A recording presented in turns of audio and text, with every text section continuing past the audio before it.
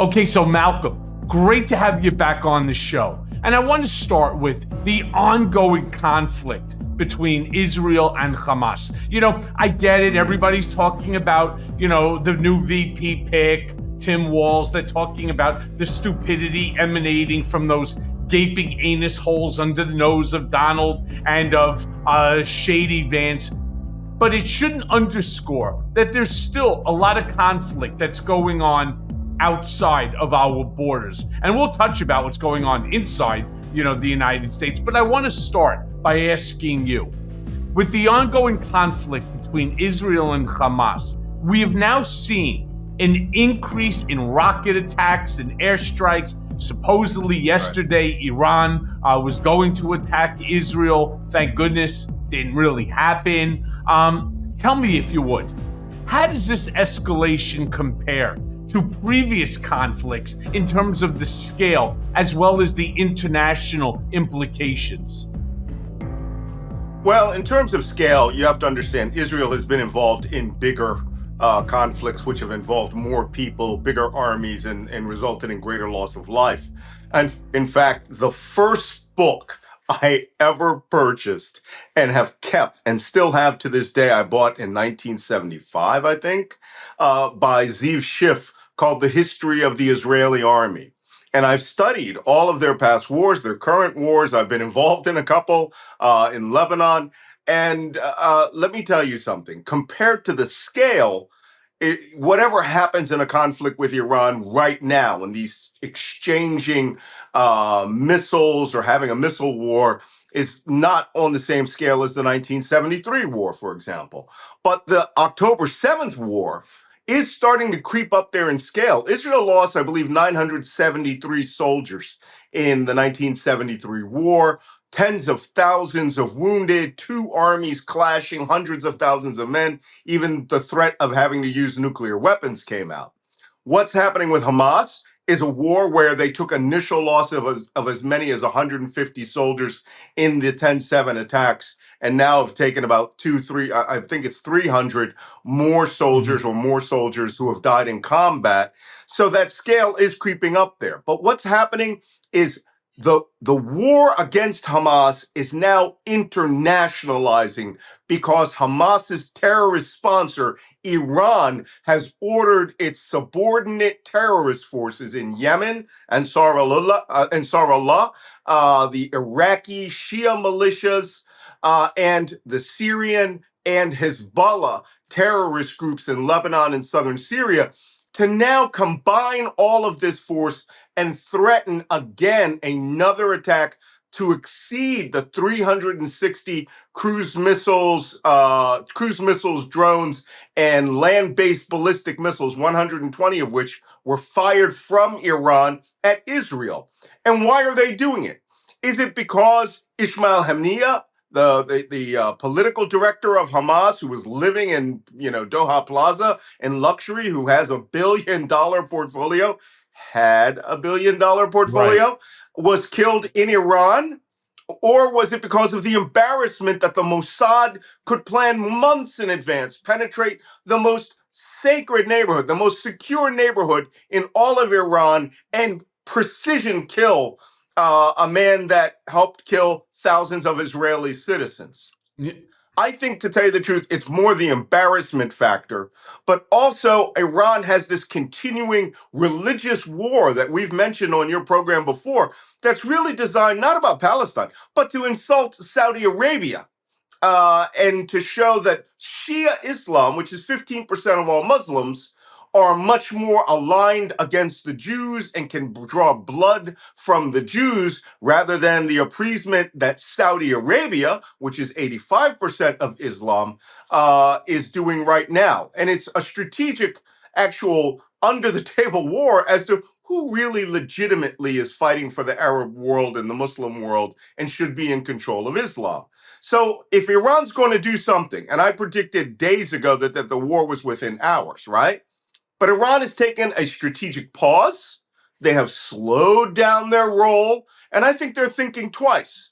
Because one, Israel has made it very clear that they will devastate the entire Iranian nuclear weapons program, which would probably involve damaging the Bushehr nuclear power plant, attacking directly into Iran at all of their uranium processing facilities, any suspected ballistic missile launch bases, any weapons assembly facilities. It would be a multi-week war in which Israel would start throwing its hardest punches by flying over southern Iraq and Syria and launching at a long distance. Iran, on the other hand, which is trying to rain these missiles on Israel for one purpose only. They want to kill one Jew, just one. Last time they sent 360 missiles, they injured one Palestinian Muslim Bedouin girl, 7 years old. Right. So there is a lot at stake for Iranian prestige, but this thing could spiral out of control into a very large-scale war. And that would eclipse any announcements that are being made politically in the United States. Yeah, I agree with you on that one. Going back to the Israel-Hamas war right now, I mean, Right. let's, and it's such a tough subject because this recent conflict, right? It's resulted in significant civilian casualties on both sides, right? What do you see as the long-term consequences for Israel's domestic security and its relations with neighboring Arab states? Because I then want to finish and ask a follow-up question, which is there's a lot of anger, and I hear it all the time from the Upper East Side, Jewish community. There's a lot of anger by many against Kamala Harris regarding her approach to Israel. Now, the follow-up question that I want to ask is, what should she be saying or doing differently than she already has? I mean, I'm not 100%. I have a difficult time in terms of responding to some of these people that catch me like in the street as we're walking. So let's first start with the first part of that, which is the long-term consequences for Israel's domestic security, and then go on to Kamala Harris. Well, the long-term consequences, because you hear this all the time, Israel's going to create terrorists. As long as I have been alive, Israel has been attacked by terrorists, and that's 63 years, right? And the PLO, the Palestinian Liberation Organization, formed in 1964 after inconsequential attacks by local terrorists to actually organize terrorism from the entirety of the Palestinian diaspora, spread throughout the entire Middle East. Arafat was born to a Palestinian father and an Egyptian mother in Egypt, right? Right. But lays claim to Palestine. He worked and grew up in Kuwait, right? And he was calling on Palestinians who were living in Lebanon, mainly, where the PLO created and established terrorist training camps, throughout my entire teen years, and Jordan, to the point where they attacked Jordan so relentlessly that Jordan itself, with the help of the British, actually carried out a massive anti-Palestinian war, in the late 1960s, which was called Black September, where they actually had a war, and it was a war for control of Jordan as to see whether it was going to fall to the Palestinians or remain the domain of the Hashemite kingdom under England. And it also spawned its own terrorist group, Black September, the group that carried out the massacres at the 1972 Olympics of Israeli athletes. So, I hear people say this to me. I've been in counterterrorism for almost 40 years, and I go, oh, this invasion is going to create more terrorists. No, this invasion is not, the war is not going to create more terrorism. The terrorism is what launched this war, right? 3,000 or more armed Hamas assault forces that went into Israel, and I've been on the ground there, I've seen it, and slaughtered each man, woman, child, and here's most interestingly, every dog that they found in Israel. They killed Muslim Bedouins, 70 of them. They killed Palestinian, Israeli Arab people, Muslims who were paramedics and taxi drivers. They killed anyone who was in Israel because they saw everyone as being a sycophant of the dirty Jews, as they call it, right? I have in my possession, literally sitting in front of me, some of the manuals and orders that were put out. This is just a fluke. Some of the orders that were put out by Hamas. These are a package of their breaching plans on how to get through the fences, who to kill, where to kill, how to kill them. So, that being said, professionally, Israel defending itself is not going to create more terrorists because the terrorists exist in large numbers by the tens of thousands. They are funded by donations by silly idiot Americans that think that they are helping feed the Palestinian people, but were in fact funding the Hamas terrorist organization. So for the long-term security of Israel,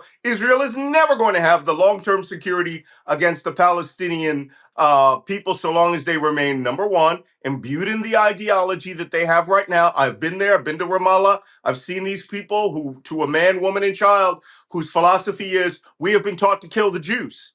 Until they break that ideology and start thinking we would like to have peace for our family and our own children in our own homeland, it's going to be a long haul. Right.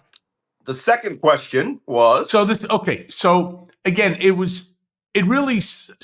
this question centers around obviously the civilian casualties again on both sides. And right. Look, I'm pro-Israel. As a Jew myself, I am pro-Israel, but I'm also pro-peace. And there's a lot of folks out there that don't really see that possibility of having both sides. Yeah, I am and always will be pro-Israel, but at the same time, I'm saddened when I see the civilian casualties again on both sides. Mm-hmm. And I'm not the only one who is sort of going through that same sort of emotional kick in the ass. Kamala Harris is getting kicked in the ass on a daily basis by Donald Trump, who's the greatest bullshit artist of all time. I mean, all of a sudden I hear from them, well, I'm voting for Trump because Trump is pro-Israel and Kamala Harris is pro-Palestine. Well, I'm not so sure. Right. So I say to them, why don't you just do this? Because it doesn't take a lot of effort. Just take your cell phone and Google Kamala Harris pledge, ironclad pledge to back Israel. And the first one that pops up is this great Reuters article where Kamala herself has said that her stance with Israel is ironclad. But that's not enough for way too many people that I hear from, way too many people that I speak to. And I'm talking about not just Upper East Side Manhattan Jews. I'm talking about people all over the country who are angry at this stand. So my question, the second part is, what could she be saying or doing more that would solidify her ironclad commitment to Israel, its security, and its people? Look, I got to be honest with you, okay? I must be running into the same people that you're meeting on the street and on the internet who write to me and they go, I'm never voting for Joe Biden. I'm never voting for Kamala Harris. They don't care about Israel. I've had people literally write to me and said, she's funding Hamas. Yeah. Okay, you want to get in a fight with me? Bring silliness like this into the equation. I've spent my entire life in the defense of our allies in the Middle East, which surprisingly, I want to remind a lot of you, which surprisingly for the better part of the last 30 years has been defending Muslim nations from Al-Qaeda and ISIS, a groups which, had they toppled governments, could be using the entire resources of the Middle East to try to invade Israel. So there's a worse alternative out there than tacit support for the dictator al-Sisi in Egypt. And delaying for a matter of 6 weeks, 8 weeks, the delivery of 2,000-pound laser-guided bombs, which, by the way, the United States is delivering in spades to Israel because those bombs are being delivered because Israel may have a very general, broad, multinational war in front of it. Kamala Harris is not supporting the Palestinians. And look, you were a lawyer, you understand this. When you have the lead lawyer on a case and you have a series of junior lawyers below them, the junior lawyers do not speak for the senior lawyer. All right? He does not speak for the lead attorney. The president of the United States is Joseph Robinette Biden. Kamala Harris's position is the position of Joseph Biden, the president of the United States. We have one president at a time. Her position has been just as solid as his. The ironclad pledge that the United States will come to the defense of Israel if Israel is attacked, the way we did after October 7th.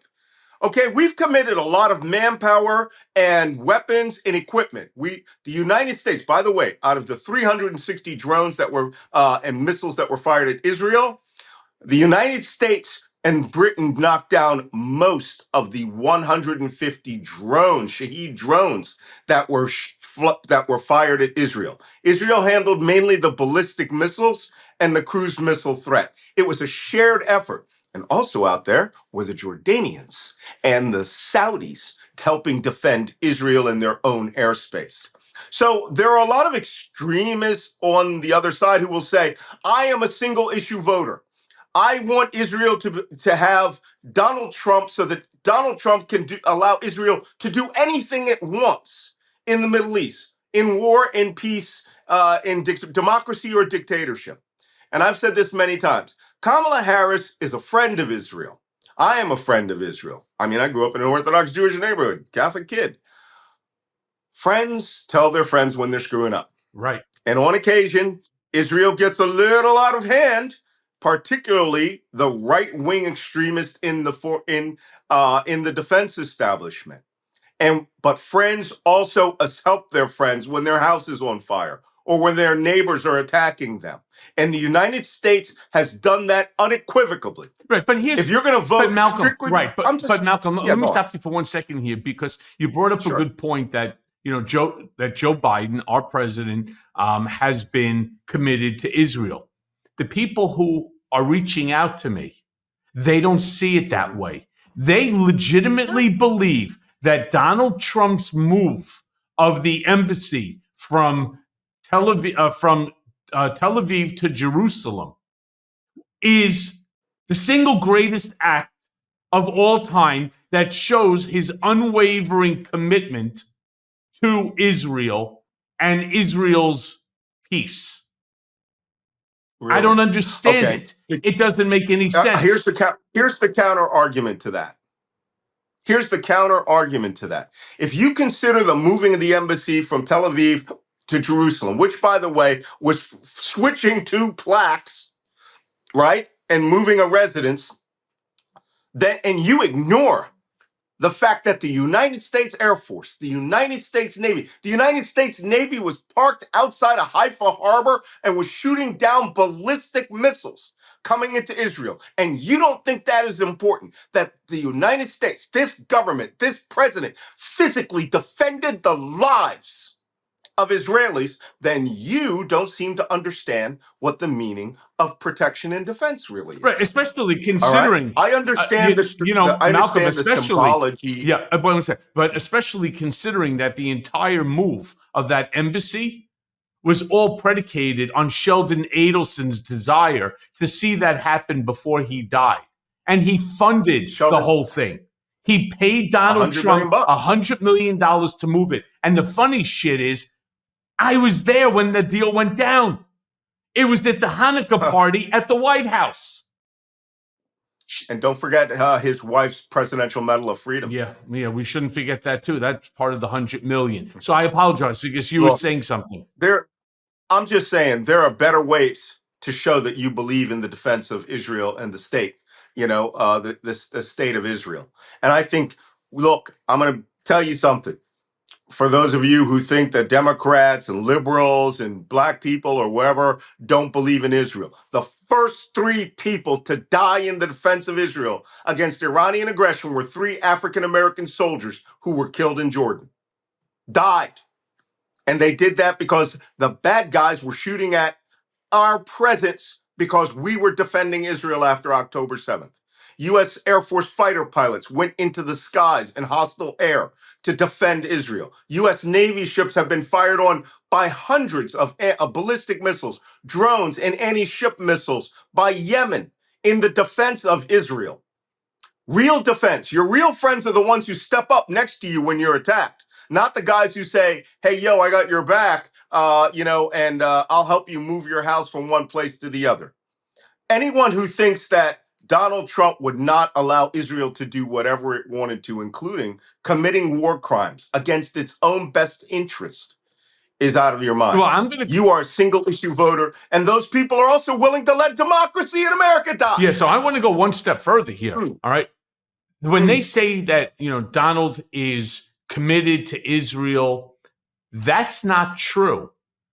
Donald Trump is a transactional individual. If hypothetically Iran decided to drop a couple of, but for me, this summer has been a scorcher. I mean, I enjoy walking Central Park. And after I do my 4 miles, I got to be honest, my underwear feels like I just came out of the pool. But now I wear my Tommy John underwear. Let me be clear about this. Tommy John makes me feel fresher, cooler, stylish, drier, and more comfortable overall than other brands of underwear, especially in warm summer temperature. Lightweight, meshy, breathable, cooling fabrics. I mean, you know what that equals. It equals no sweat. Tommy John underwear, it's soft and it's comfortable, and they don't ride up on you, and they keep you really cool, which is the important thing when you're talking about the oppressive heat wave that we're living through. So, not like many of the other brands that I used to wear, Tommy John is different. It's different from the other underwear that I just don't buy anymore. And Tommy John fabrics, they keep you 2 to 3 times cooler, and they dry, get a load of this, 4 to 5 times faster than regular cotton underwear, which is perfect for your summer travel. So shop Tommy John right now for huge summer savings and get 25% off your first order at TommyJohn.com/Cohen. Save 25% at TommyJohn.com/Cohen. Are you listening to what I'm telling you? Shop Tommy John right now for these huge savings. It's 25% off your first order at TommyJohn.com/Cohen. See site for details. Pallets of cash into Mar-a-Lago in exchange for not providing Israel with weapons or missiles or drones or whatever it might be. Donald Trump is transactional. He is not committed to anything. And we saw that, by the way, with what's going on in Russia and Ukraine. We saw the same thing. He is 100% transactional, and he will sell anyone down the road for a fucking buck. Let me give you a scenario that you're not going to like. You and your listeners are not going to like this scenario. This is something that we had been looking out for years, and that its only possibility of it actually happening could only happen under a Trump administration. Wake up one morning, Donald Trump's in, he's dictator, he has all the powers and authority of a king. He doesn't have to listen to anyone who gave him money anymore, right? Mm-hmm. And you wake up and you find out that Donald Trump, under the table, has given Saudi Arabia the green light to acquire nuclear weapons. And that Donald Trump was given, let's say, $10 billion. Maybe through, Jared Kushner or some other means. And you wake up and the next day, Pakistan has sold Saudi Arabia 10 atomic bombs. Yeah. Now, what would Israel think about that? Because it's a possible scenario I've been looking out for over 20 years, that Pakistan would suddenly create an armed keeper of the holy shrines, in Mecca and in Medina, and that would suddenly, shake and bake, become a nuclear power. And you know what the argument, the counter argument to that would be? Oh, no. Let's not forget, Jared Kushner was successful on behalf of Trump in creating the Abraham Accords. So therefore, if Saudi Arabia had these nuclear devices, they would never use it against Israel, because now They want to make Israel into a trading partner, that they want to be. I don't know what world that these people are living in. They would mealy mouth, explain away, justify a bribe, which now the Supreme Court has called a gratuity and has said you can bribe a president of the United States. But that scenario is one we looked at when I was in US intelligence long ago. What would happen if Saudi Arabia purchased atomic bombs and we woke up with them as an atomic power in the Middle East and they decided, or worse yet, they get that power, and 5 years later, they fall to an Islamic Republic of Al Qaeda and become a hostile power to Israel with missiles that could fly 3 minutes or that could be detonated over Israel before they're intercepted with atomic bombs. It's mind boggling. Yeah. And this is the kind of scenario we don't like to think about, but we have to game out. But if you think that for the first time in the history of the United States, Saudi Arabia and those Arab nations realized Donald Trump was the first president that could be purchased. Yeah. He could be bought. So no other president ever sold that seat. That man. So let me go back to the question that I was asking. What else could Kamala Harris and Tim Walz say to the American people? Because look, despite the fact that the United States and Israel has historically been very strong and close allies of one another, there has been, and there continues to be, all of this growing international criticism of Israel's actions in Gaza. And, it's not just abroad, it's also here domestically. So the question again goes right back to Kamala Harris. What could she be saying right now that would enhance her ironclad position and continued friendship to Israel? Let me tell you something. She's about to have her sister soldier moment at the Democratic National I'll be there. Convention. Oh, I'm going to try to get out there. I got to get some of my billionaire friends to let me in, on their ticket. I think it's very important that she have a sister soldier moment. There is a small, vocal, microscopic group of people that are calling for the Muslim Americans not to vote for her, and we're the ones calling Joe Biden, Genocide Joe, and we're calling Josh Shapiro Genocide Josh. She needs to ignore them. The interests of the United States and the voters who are in the middle that are going for them are overwhelmingly in support of Israel. I've been to Israel several times. It is a multinational, multilingual, multicultural, multi-religious democracy. It's a real democracy. One of the brownest countries I've seen in the Middle East. And let me tell you something. It is in our interest, with democracy under attack, for her to say, I will support our fellow democracy at a time when autocracy and dictatorship is creeping all over the place. And she'll say, hey, we're your friend. We will help you as a friend. We will not allow you to do anything stupid, go dance on the edge of a bridge, right? Which is the United States will not help Israel ethnically cleanse Gaza, which is what Jared Kushner and other people were saying, right? We have to help where we can help. But she is going to have to cut away the pro-Palestine movement, which, by the way, openly, rabidly anti-Semitic movement. And I'm going to tell you one other thing. And people say, well, Malcolm, you can't speak for 40 million African Americans. Why, yes, I can. The African American community hates the pro-Palestine community because they're not pro-Palestine. They're not talking about the lives of the individuals. They're mad that the Jews defended themselves.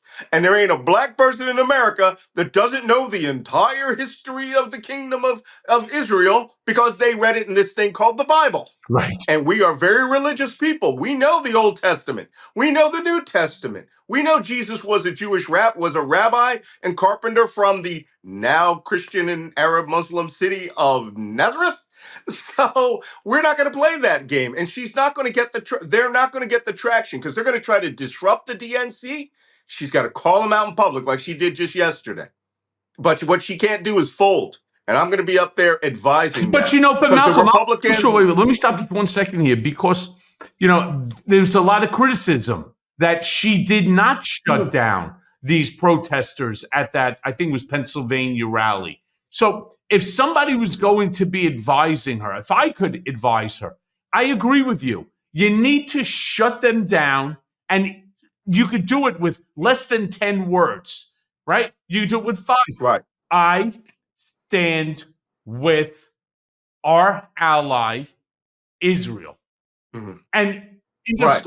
And at the same, but she could also say in the exact same breath, the same words that I've used. I got Muslim kids named after me because I had, friends and allies in the Muslim world that I helped. And she also has to say, and I want the people of Palestine, or the Palestinian people in the West Bank and Gaza to have fruitful lives and to not support terrorism. And she, all she has to do is say, I won't support terrorism. I won't allow this to happen. America will be an ally for peace. But if they shouted her, she's got to do what they should have done yesterday. I think what it ended up with, which was the crowd going, USA, USA. They got to understand they are a fraction of a fraction.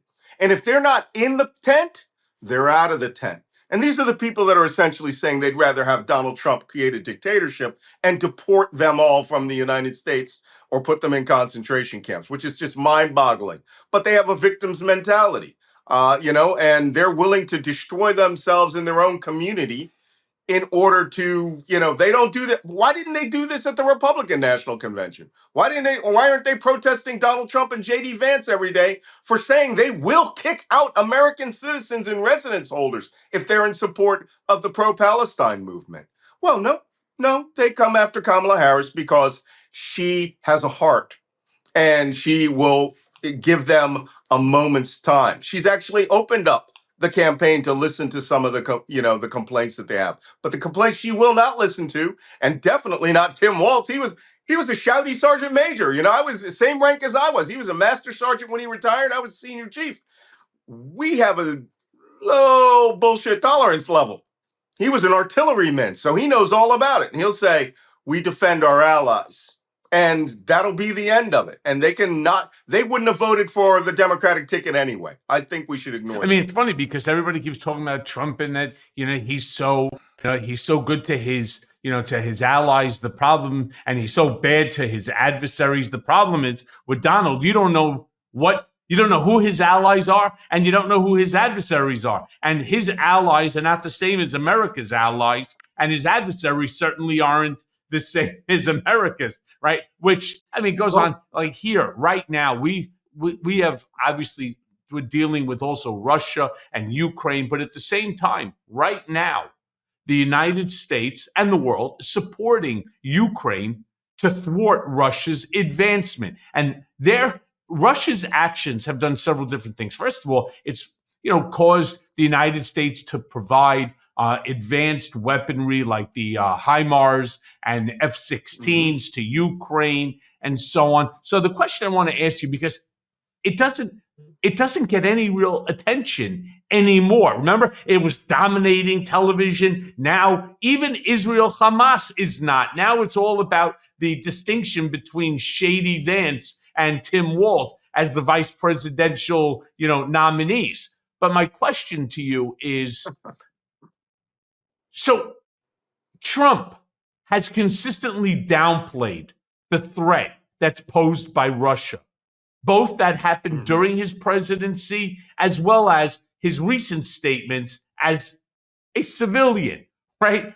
How do you believe that his return to power, God forbid a million times, would impact United States foreign policy towards Russia and ignoring the support for Ukraine? I wrote 4 books on Donald Trump and the influence of Donald Trump in Russia. And the one that I thought was the most significant is called The Plot to Destroy Democracy, how Putin and his spies are damaging America and dismantling the West.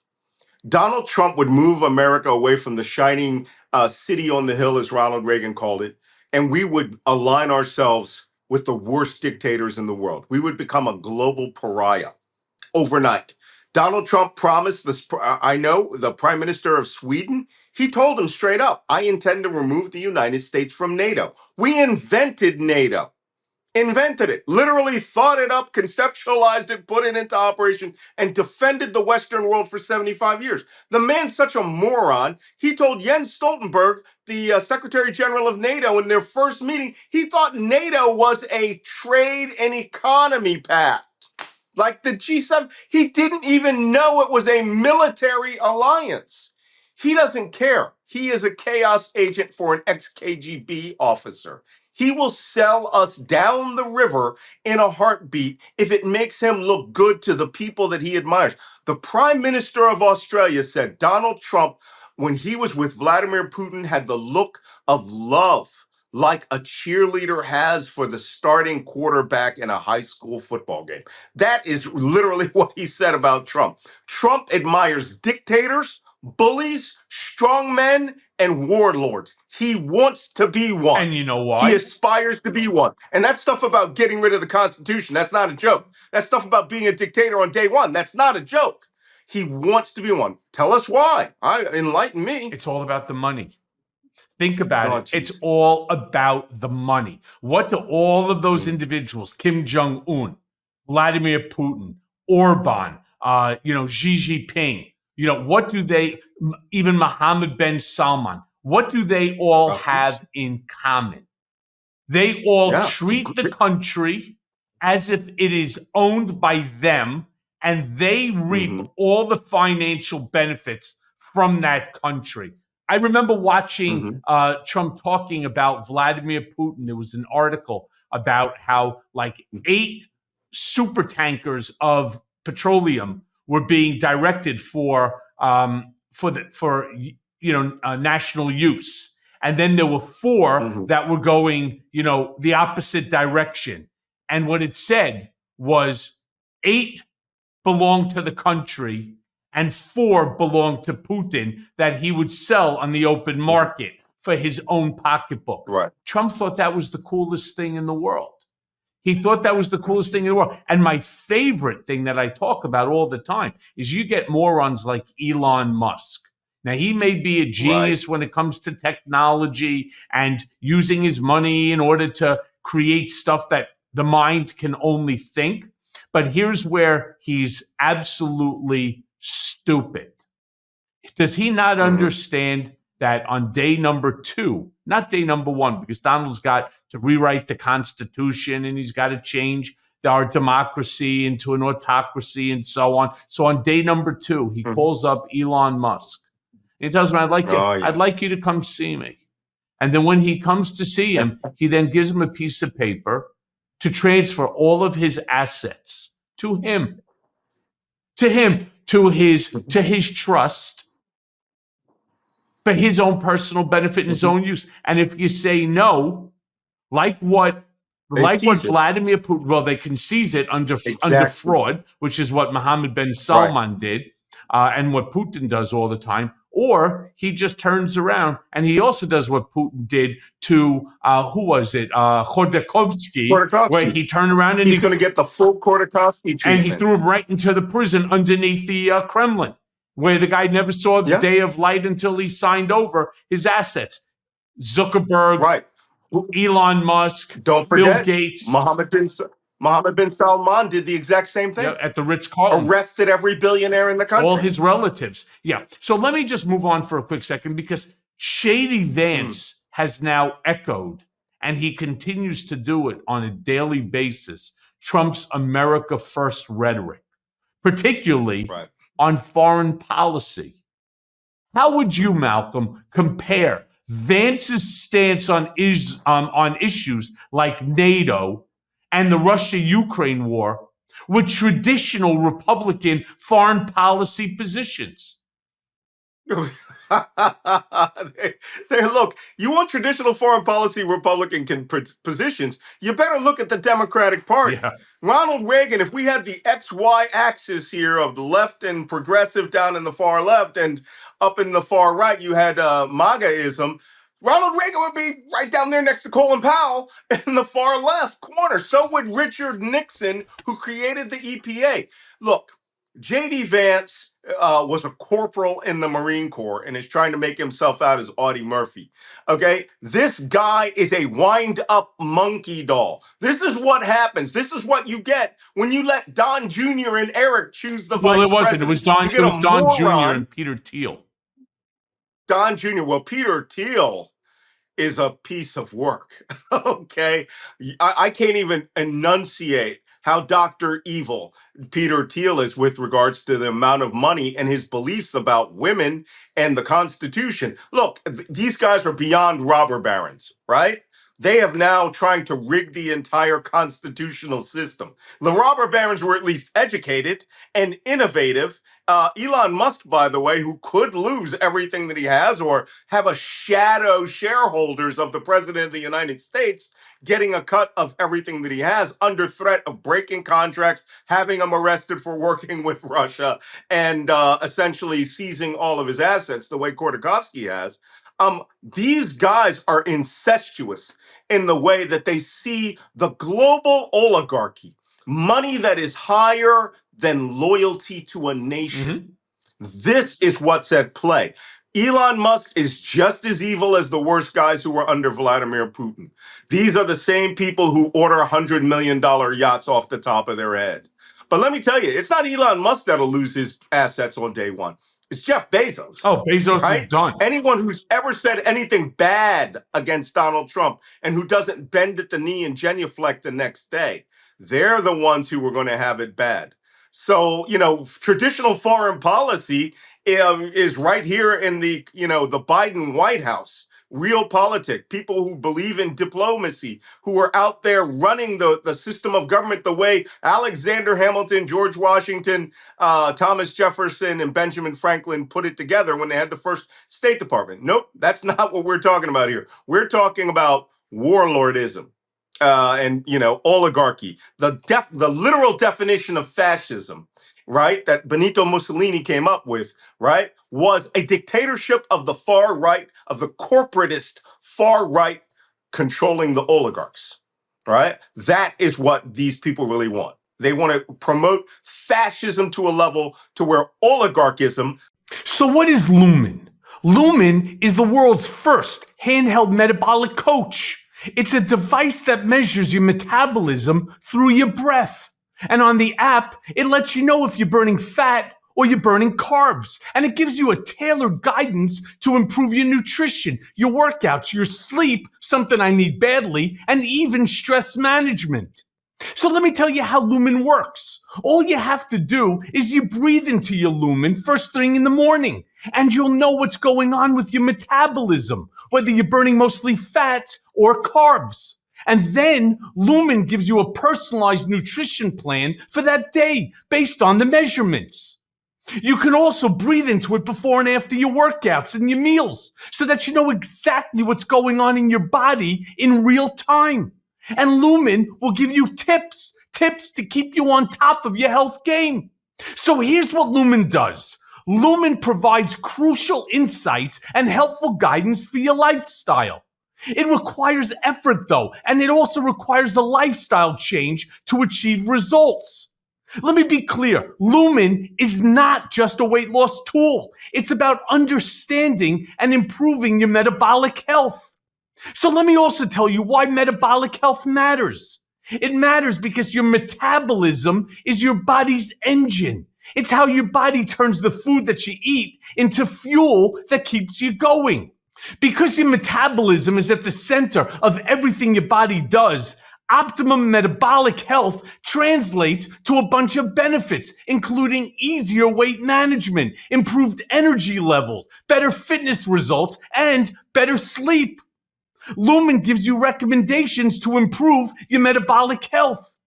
It can also track your cycle as well as the onset of menopause and adjust your recommendations to keep your metabolism healthy through hormonal shifts so that you can keep up your energy and stave off cravings. So if you want to take the next step to improving your health, go right now to lumen.me/Cohen to get 15% off your Lumen. That's lumen.me/Cohen for 15% off your purchase. And thank you, Lumen, for sponsoring this episode. The control of money equaling power and limiting rights as the operating system of the United States. And what they'll do is they'll change the Constitution or use it and apply it in such a way that their interpretation, that only they are allowed I call it constitutional autocracy. Only they are allowed the rights of the Constitution. And anybody else who does not follow the MAGA movement are considered outsiders and they get no rights. But you see, I'm gonna expand on what you just said, and I'm gonna scare the living shit out of my listeners. Why it's so important that they stay tuned to the things that we're saying. First of all, you have the breaking of the Constitution, the oligarchism, and so on as part of the MAGA movement. And I tell you, it's much more defined than that. There is only one oligarch, and there will be only one decider of all facts. When Donald Trump turned around and said that he wants to rewrite the Constitution, and I say this all the time, that he wants to change our tripartite system of government. He wants to do away with the legislative branch and the judiciary and confer all power to the executive branch. That, of course, is the chief executive, and that is him, the president of the United States. He will be the ultimate decider of everything. New legislation, he will be the decider of all law. There will be no Supreme Court because they have no more power, right? He doesn't need them sitting there. He doesn't need them opining on what he wants the outcome to be. He will tell you right out of the rip exactly what he expects the outcome to be. And he's not even going to have to tell you because he will be the one dictating that document to a secretary.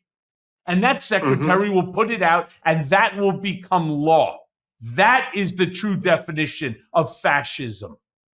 You're absolutely right. And you know what? The key, in the intelligence world, we come up with a lot of indicators, right? But when we get these key things, these singularly unambiguous pieces of information, we clutch onto them and we try to see if they're actually the key that turns all the doors. The one for me, for Donald Trump, wasn't the letters that he got from Kim Jong-un. It was the way that he described Kim Jong-un as being adored and that they would clap all in unison for Kim Jong-un and that the news television, they would cry for him. This is what Donald Trump wants. This is a man who one of his first acts will be to do the Donald Trump, adoration project, sort of like the Reagan project, where every community has to have a Donald Trump elementary school or a memorial or a statue put up of him. You guys think that this is fantastical? This is there. It's in the man's head. This guy thinks he's freaking Ozymandias, king of kings. Look upon my works. And he doesn't have any works, but he will ensure that they exist. He wants to be, this is nuts, right? He's Kim Jong-un level of cult. He wants to be worshipped beyond where he is now. He wants to see large crowds clapping in unison for him and crying when he makes pithy statements. Do you think that's correct? Do you remember one of the first things he wanted to do in 2017? He wanted a military parade in his honor. And they said, that has never been done in America. We do not take our nuclear ballistic missiles and parade them down K Street or Washington Street in D.C. in his honor, where he stands on the balcony of the White House, basically with his arms stretched out like Caesar or like Hitler did. I mean, that's not who we are as a country. But I want to, go ahead.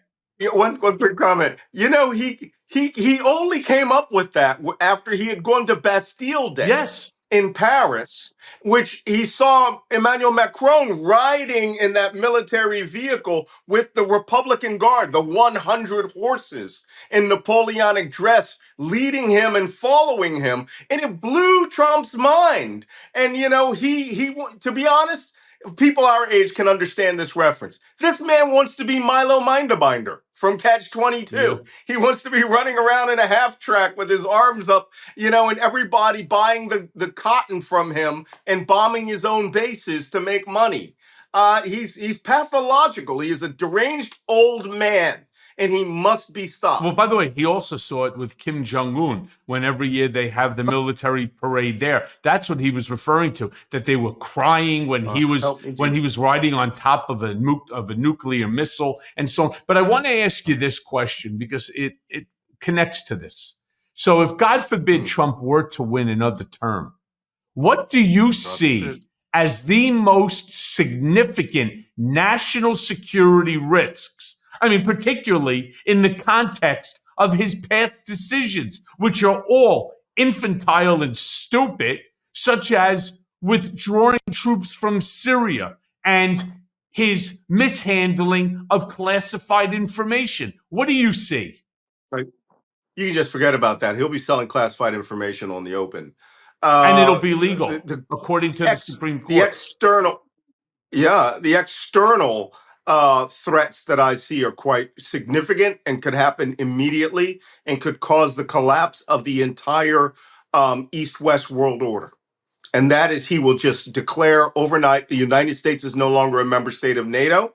The United States will withdraw all of its military forces out of Europe. Now, why do you say that, Malcolm? Because he tried that in his last month as president. He ordered the Secretary of Defense, to remove all forces out of Germany. He wanted them moved to Poland as a reward to Poland. He tried to order all U.S. forces out of the Yep. Middle East. It's one of the least reported on things. Secretary Esper said he did it, and that the guy, Esper, and the chairmen of the Joint Chiefs of Staff just essentially blew him off. But Trump had actually tried to do that. The dismantling of NATO overnight could God, the stock market would crash down into the 10,000s just like it did after 9/11. Okay? If any of you think you're voting for Trump over money, you want to see the loss of money and the last 75 years of global stability in Europe between the East and the West. End it overnight by withdrawing America from NATO. The US defense establishment stocks would crash overnight. This is just insane. Why are we even talking about this? This is literally kooky Because it's talk. insane, but And the it's a possibility of it possibility. happening is there. Yeah, Yeah, Malcolm. That's that's why the I got you. problem. That's why I have you here today, because we do have Like to talk friggin' about it. Because if we stick our head in the sand, hoping that everything's going to be fine, it's going to be fine. That bullshit. That line has passed already. We're way past that. But I wanted to ask you this. How do you assess the stark differences between Trump's, again, America First platform and Kamala Harris's approach to international alliances? I mean, particularly in terms of their respective strategies for dealing with China and Russia and North Korea. Yeah. Well, this is weird. The statement I believe is the common knowledge is that history doesn't repeat itself, but it rhymes. Okay. If it rhymes, then this is a is a it's essentially a Noel Coward song that has been turned into a rap song that uses the same lyrics. We are in the America First movement of the late 1930s, which openly supported the Nazis, that forced people, that used people like George Herbert, not George, but Herbert Walker Bush, the senator, and all the rest of the Congress who sent back Jews on the SS St. Louis to their deaths because of American isolationism. Kamala Harris is FDR in his cabinet. You want history to rhyme? There you go. Could we be on the cusp of a second or of a third world war based on the mistakes of an isolationist moron. Can I say something? Donald Trump, I'm going to make some declarative sentences here. Donald Trump is the single most confirmed documented liar in all of history. Even Adolf Hitler didn't lie as much as Donald Trump. And I'm only talking about the 33,000 statements he made when he was president. They have doubled since he left the presidency. And there are people out there who think, hey, that's the smartest guy I've ever met. These are people that don't know history, they don't care about it. Everything we have done since Normandy, since Pearl Harbor, is ready to be undone by Donald Trump and his team moron, right? And his couch fetish. And you have the only thing to stop them is a happy warrior who is trying to save your rights. Women have lost rights for the first time in 50 years. They have less rights than their mother. Than their grandmothers. We're not also, one last thing for all of my brothers and sisters in the Jewish community. If any of you who think you should vote for Trump and think that the idea of America rounding up 20 million people, okay, which is larger than rounding up of the number of opponents in Nazi Germany in the 1930s, and putting them in concentration camps, because you're going to have to put them in concentration camps. No one can just do that. Have them brought in by the police, have them for fear of their life on the streets. Imagine how many gun battles are going to break out in this country when someone comes for someone's wife and child. And even though they may be a registered immigrant, a U.S. registered citizen who has their visa taken, or an illegal immigrant, they have access to weapons. This will not go down easy and happy. Who is proud of the idea of Americans rounding up people and putting them in concentration camps to ship off to some other country? That's happened before. And it didn't happen well. And we're not talking about just the Nisei Japanese here, who were American citizens, and Roosevelt was wrong for that. We're talking about people who will fight to keep their wife and their children safe. Who wouldn't? It's something that of course they. One of the big differences. God Almighty, I can't believe one of the big differences between the Nazi Germany and this idea of rounding up. I thought it was more in the number of like 10 million, but you're right. The number is closer to 20 million. 20. Right? So think about it this way. How big is our entire military? How big is our entire military? Every person, including the National Guard, $1.25 million. Something like that. We don't have enough manpower. Look, there's 1 million cops in the United States. Between all law enforcement, because I looked this up, between all law enforcement, National Guard, military, and reserves, it's just shy of 3 million in total. In total. Now compare that to 20 million armed to the teeth individuals that are going to be put in these internment camps simply because Donald Trump says so. Let me tell you something. You are talking about a threat that nobody is talking about, that nobody is recognizing. That should scare the living shit. Look, there's more than 10 million guns in America right now in the hands of Americans. That doesn't include all the weapons that are sitting in stores or at shows and stuff like that. This is a much bigger issue than people are even addressing. And the fact that we're not addressing it on a daily basis and calling Trump out for this sort of ignorance and stupidity and bias and racism and his sexism and his misogyny and his xenophobia and his homophobia and his transphobia and his anti-Semitism. Shame on all of us. And those folks that constantly keep reaching out to me and saying to me, I can't vote for Kamala Harris because of her position and her stance on Israel and the Jews. I say to you, there's something mentally wrong with you, and you are stupid. What you should ask them is if you could can I give you a mass deportation sign to put up in front of your house? Right. Right? I mean, look, the first death camp I ever went to in my life was Dachau outside of Munich. and I went there several times. That camp is one of the earliest camps started in Nazi Germany to house local dissidents, priests, anyone who was against the regime before they started putting Jews in there. I'm going to couch this conversation again in reality. We have this saying in the intelligence community: if I have to discuss it in a morning meeting, that means it's real. Okay? We are actually out in public discussing what should really be crazy talk, because I have a campaign that has literally had this as a platform at the Republican National Committee with signs saying mass Could you imagine deportation, that? not even understanding the destabilizing effects on American democracy. America would overnight become a pariah nation, and we justifiably be doing it. It would be the grounds for civil war.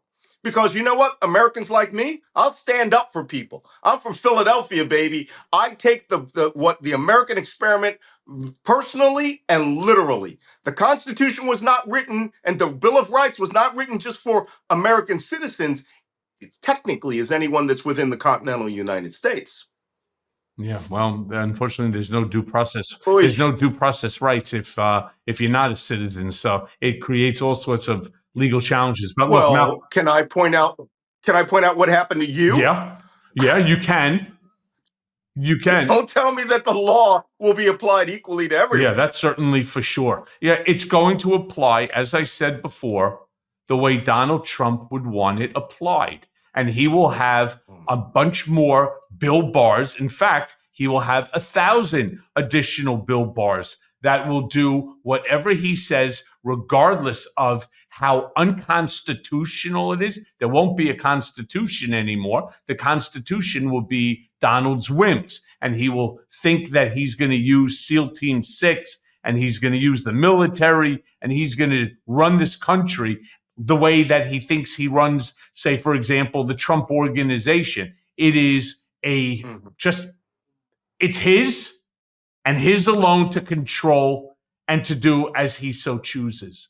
And let me tell you, he don't care about your rights. He certainly didn't care about mine. I mean, the guy violated my First Amendment constitutional right and had me remanded to prison because I refused to waive them. And if you think that shit ain't going to happen to 1,000 or 10,000 or 100,000 more people, 100% it will. But Malcolm, as we come to the end of our hour-long, unfortunate type of conversation, I have really one last question for you. You know, if you look at what's going on right now in terms of the Harris campaign and the Trump campaign, both of these campaigns have faced criticisms. Trump, of course, for his divisive rhetoric, and the Harris campaign for the perceived inexperience in executive roles. How do you think that these criticisms could shape the narrative in the upcoming election, particularly in the context of their respective foreign policy agendas? Because they are very, very stark. Yeah. Well, first off, they're very stark in that Donald Trump's foreign policy can be characterized, and let me use an intelligence community technical term about political organizations like this. His foreign policy platform is technically crazy. Okay, it's crazy. Never been done like anything in the history of the United States. It will literally destroy America and create a pariah state. And I'm not using hyperbole for that. If this was Rwanda, if this was Burundi, I'd be coming up with the exact same assessment, right? Nuts.